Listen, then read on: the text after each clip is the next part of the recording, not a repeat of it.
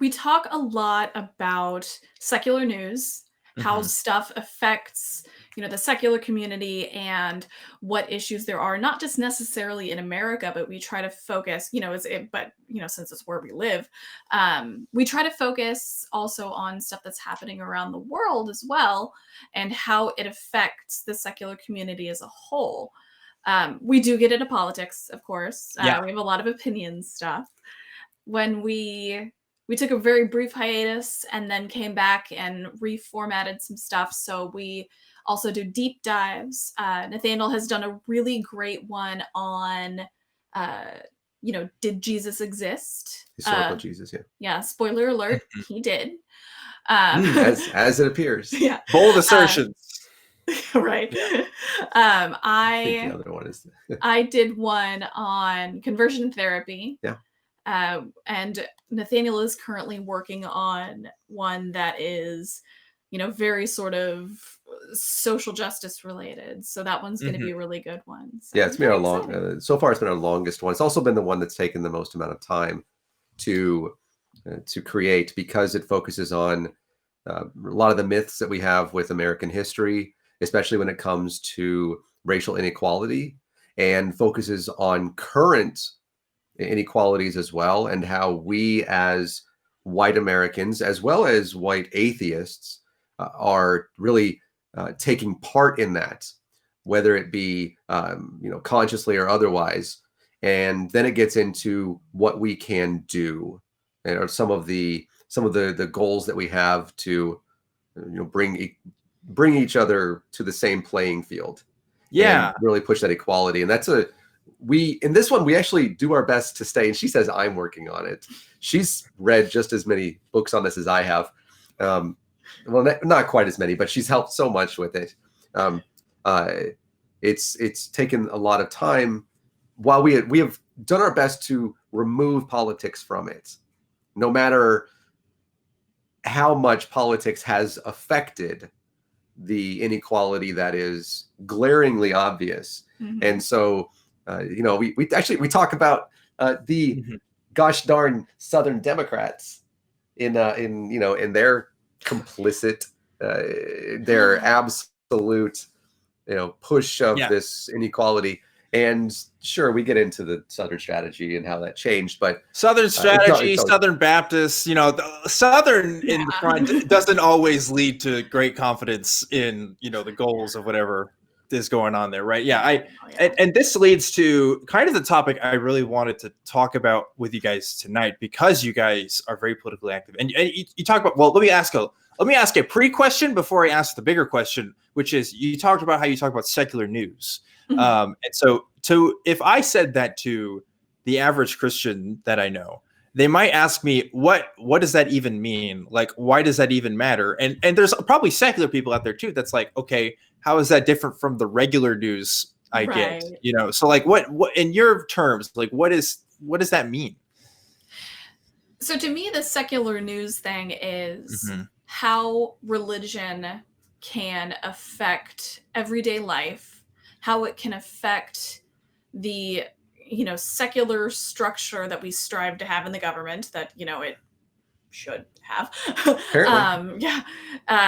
And it's, it's about how to best encourage separation of church and state, and how to deal with potential religious discrimination, because since obviously, I'm pretty sure we all know, atheists are a religious minority. It may not seem like it sometimes, but we are definitely a religious minority. How best to deal with the discrimination and just anything that might affect us that comes from, religious left field, I guess. Yeah. And it's also, we look at news and stuff, even in our own community, however you want to view that, it's underreported. Yes. One could say that it is sinfully underreported, because it is. And so obviously we like the folks over at the Friendly Atheist, which is a constant source with him at Meta and stuff like that. But other than that, what do we find ourselves talking about? It's not the news that really affects us. and also is us. So yeah. If you go to like really CNN or like MSNBC, they're going to have a correspondent for, they're going to have a pastor that they could talk to. They're going to have probably somebody from the Muslim community. And every once in a while, maybe you'll see a Mormon or something like that if it's relevant to the topic. But like, when's the last time they maybe get an atheist person like once a year, even though like there's more atheists in this country than Muslims, or than, based on my understanding of the word, I guess, people will define the word differently, and so that's another problem too. We have problems surveying exactly how many of us are out there and counting who's in the community and who's not. But, besides that, like we are underrepresented in that sense. And it's hard to talk about these issues with people who just think that, oh, you're secular, so like nothing really matters to you because you don't have the same kind of, belief structures. It's like, no, like literally everything matters. Like it's the point now, but yeah, like this kind of leads me to the bigger question I wanted to ask you guys tonight. And this was based on a Discord conversation I was having with some folks the other day. And I was talking about just the atheism movement now as we see it today in 2020 versus what we used to see it as. So, I'll briefly give my thesis here. Like within my lifetime, not since I've been an atheist, but within my lifetime, I would say, the new atheist movement, I think, starts really in the mid 2000s. You've got Dawkins and Hitchens on the scene, and you see there's a big surge of new people coming in. Of course, there were online communities before, but they really came into fruition then. Early 2010s, you started to see stuff like the Atheism Plus thing was a thing for a while. And it was like the incorporation of like social issues with atheism is how I would simply define it. Really, it was a complex thing of intersectionality there. But like that caused a lot of division. People were fighting like what we should and shouldn't care about. And now I say, anybody that's posting content in the atheist community past like 2015 is the cutoff I've noticed. Kind of the political side, the social justice side, and the atheism side are like two sides of the same coin. Like I tend to see people who post stuff, you will usually talk about both and usually talk about the intersection of both. There's occasionally the channels that will just play it straight. We'll just talk about atheism or just talk about, a certain religious topic. But it seems to be more and more that people are much more comfortable talking about both and incorporating it both into kind of their personal ethic. And I don't know if that means we need to label ourselves as something else, but there's definitely a difference in the scene. There's definitely a difference like in the culture, right? Oh yeah. And I think a lot of it has to do with, people coming out of religion, they have this different belief structure now. It's hard to let go of some things, but as they progress in their journey, their atheist journey, as you may, a lot of times people find themselves being able to let go more and more of these preconceived notions about LGBTQ people, about racial minorities and about, homeless people, things of that nature, stuff that you don't think would necessarily be this huge deal when you're in religion. But when you're out of it, when you're an atheist, you sort of, it broadens your horizons a lot. It helps you to realize that the world is a very, very vast place and everything is so much bigger than we are. And we just need to realize, oh my gosh, like other people exist, other people, everybody is the protagonist in their own story, but that doesn't necessarily mean that everybody else is an NPC. Yeah. So that's kind of geeky, I'm sorry. Yeah. Just realized. Yeah. And the vast majority of American evangelicals are conservative. And I say vast majority, I think it's like 91% or something of that nature. And what we find is that a lot of those ideals are from the religion and from what usually from childhood. And what happens, or what we see most of the time to happen, is that there's a movement in America to the left. Now, whatever that means in other countries, I'm figuring out that there are apparently other countries that exist with politics. Right. Usually it's more liberal. Now, it's not always. There are a fair number of conservative, in America, right-leaning or full right atheists. Mm-hmm. I think that there is a unfortunate stereotype that all atheists are these liberal, liberal elitists. Yeah. And there are plenty of conservative atheist elitists as well. There are. So yeah. Yeah, Still absolutely.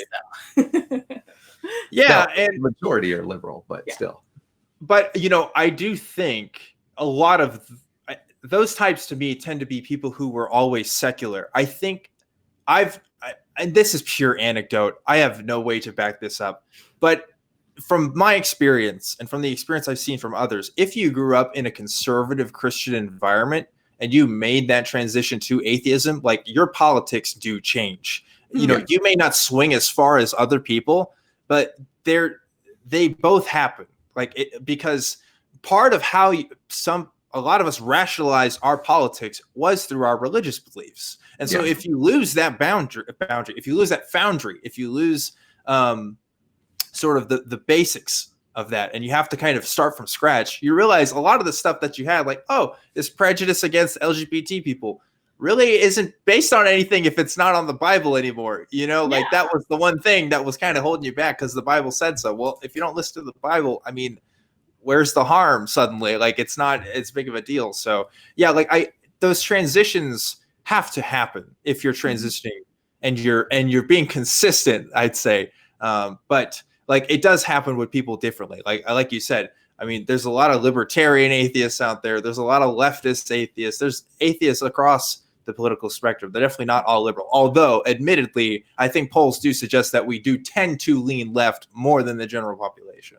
Yes. Yeah. And part of the reason for that is the current, in my opinion, but I think I believe it's backed up statistically as well as socially. Part of that is because the side of it that we look at, social justice, but we look at current conservatism in America is not what the idea of conservatism means. This idea of World War II type of conservative ideals where you need small government that doesn't tell me where I can plant my crops, how many hogs I can have. The things that, like my grandfather in Nebraska is absolutely a conservative. And, whenever, like the previous administration, he was like, you're not going to come and tell me what kind of fertilizer I can use. This is a different type of conservatism than what we see. And I think that a lot of secular folks look at that and say, this is a religious conservatism for good reason, I would say. And so there is a definite, almost immediate, seemingly swing away from that. And part of that has to do with the removal of religion and then wanting to distance oneself from it. But also because then you start to really see that this is not the conservative party of Reaganshire, to where this now has different ideals built into it. And it's not to say that every liberal atheist is a Democrat either. What's funny is that there are socially liberal atheists that vote Republican. It's interesting. But I think that also is very, very indicative of how politics now is intertwined and has been for a while, but certainly obviously so with religion right now, especially on the religion, the right. We call it the religious right for a reason. Yeah. And on the same token, right, there are people, again, as we express, that are on the right and are not religious, ostensibly, maybe they don't claim a particular religion. Maybe their actions suggest otherwise. But, regardless, you're going to see that pandering more on the right than you are on the left, because that's where the conservative, I mean, all the Christians that are fundamentalists, all the Christians that are evangelical, all the Christians that are on that side of the theology also match up with those politics. I'd say like I remember reading a thing saying, you know, one of the strongest indicators for, and I know I said to you guys, let's not talk about Trump, but one of the strongest indicators for someone to vote for Donald Trump was when they were white and they're evangelical. Like that was the number one time. And like, that says something, you know, like regardless of the truth of any of their individual claims, the fact that we can mark that as an indicator of your voting patterns is important. And this is what I try to explain to people who aren't as involved with this kind of stuff, who maybe don't care about the religious side of stuff, but they care about the politics. Like, look, even if you don't want to have debates about God or whatever, like look at what we're seeing in our voting patterns. Look at what we're seeing in our voting blocks.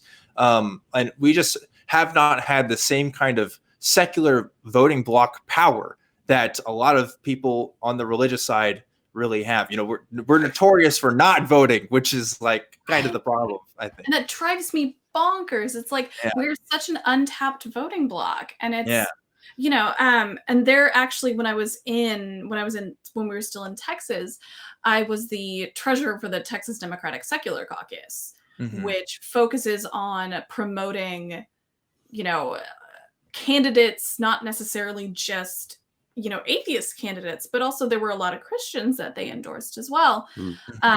Candidates who would uphold secular values and candidates who would work to make sure that there was that distinct separation of church and state. And it's a great organization. I kind of miss them. Yeah, they endorsed me. They did. That was cool. They did, yeah. I was going to say, I posted on Twitter, I found my high school Republicans shirt the other day. Oh my God. I went to visit my parents' house. And it's like, you know what? I was a part of this group and I don't even realize what I was advocating for at the time. I do remember, so I was in high school when Turning Point USA was first really starting to be a thing. And I remember our group asked us to write articles for Turning Point and I think they still do this, but they ask students to write stuff to publish to their website. It was just like, cool. Like, do you get paid or anything? Like, it's like, no, you submit it. And it's like, oh, I'm not going to waste my time to give you free content on the internet. Are you kidding me? Like, no, like that doesn't benefit me at all. Right. Yeah. So I mean, I can see if you're into it, how, you know, you want to support the general movement, but it's like, hey, you go to any blog site and if they're soliciting free article, I don't know. That's just, that's free labor. Isn't that? Yeah. Well, it's child labor at that point because I wasn't 18. So. Oh yeah, wasn't it? In Texas, there's a 17-year-old thing, isn't there, or something like that? That's different. Oh yeah. There's the laws in Texas are interesting. Yeah. But anyway, I guess I want to bring this up because, you know, I tend to focus more on religion than politics on this show in particular. You know, I'll give an opinion here and there, but like I can't deny that there is an intersection. At the end of the day, they are entwined. Like, and I think it's better to acknowledge that and maybe explain where those motivations come from, rather than just pretend like it's not there. Because people look at atheists and they see that kind of left streak, and they don't become as trustful. Like there is a mistrust there because that's another type of fire. That's another tribe identifier. That you're having to navigate with somebody if they don't feel the same way you do. And that only compounds the problems that you can potentially have when discussing these kinds of issues because their value systems just aren't the same. Right. Yeah. And especially when you have politicians that are speaking at churches on a regular basis, like Mike Pence did at First Baptist Dallas. Yeah. So that's where we met. Yeah, I was gonna say we actually met at a protest outside of First Baptist Dallas. He's not gonna get any voters at the Unitarian Church, you know. No, probably not. Yeah, probably not. And everybody at First Baptist is already gonna vote for him anyways. Right. Yeah, that's true. I don't know. It gets people hyped. Yeah. Pastor Robert Jeffress is on the president's religious advisory board, whatever, and he constantly he doesn't like many people. He does not like atheists. No. He doesn't like Jewish people. In fact, he actually got in a lot of trouble, socially anyways, for putting up some, let's call them anti-Semitic signs around Dallas. Yeah. And we protested outside that church. This is where we met. It was really awesome. And it almost becomes a political rally whenever the vice president, I think they had Colin Powell or something, visit there. I don't know. No, maybe not. The other, is it Colonel? I forget anyways, but I don't think it was Colin Powell. Went there and spoke as well. And they had another, like last year, they had another conservative. It's always a conservative person that they have there.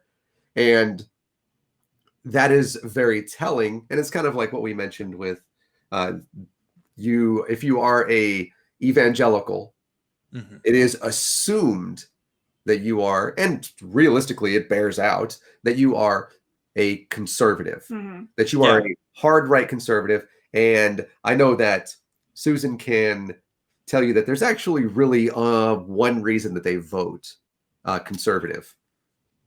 It's abortion. Yeah. They're single issue voters. Like, absolutely. Every time. They're just, and it's weird because if you look at the history of the sect, that wasn't always the case at all. No. And it's really kind of recent in, American history of that being such a wedge issue for people, which is interesting. And I also want to remind folks too that there is a progressive Christian movement out there. Yes. And they're pretty woke on a lot of stuff, more than you would give credit for. And we don't always highlight that in the atheist community. I think a lot of times we're looking at videos of like some crazy fundamentalist guy talking about, how gay people have a curse or something. Like that's kind of the stuff we focus on. And maybe we don't always think about like, hey, there are progressive churches that are helping LGBT homeless youth out there, like just doing cool stuff like that. And so I like to get like one of those kinds of guys on the show one day. Yeah. But for now, I think it would be awesome to get to some calls. What do you guys think? Yeah, heck yeah. That'll be fun. Cool. By the way, big shout out to the Texas Freedom Network, who are progressive religious Christians. I think they're based in Austin. So, I think so. If you ever have the opportunity, they are amazing folks. Yeah. Yeah. But before we get to calls, I want to do a quick plug real quick for Truth Wanted. Hey, if you like this conversation so far, if you like what we're doing here, you can help this show. You can donate on patreon.com/truthwanted. It helps. It goes towards the atheist community of Austin, and it helps us do all the kinds of stuff, the shows that you see here, and all the stuff that we do locally, and with other organizations and stuff too. It's really, really awesome. Please do that. And also, if you're interested in becoming a YouTube member, you'll get some emojis and stuff from there too. It's really, really cool. So please check those out if you're interested.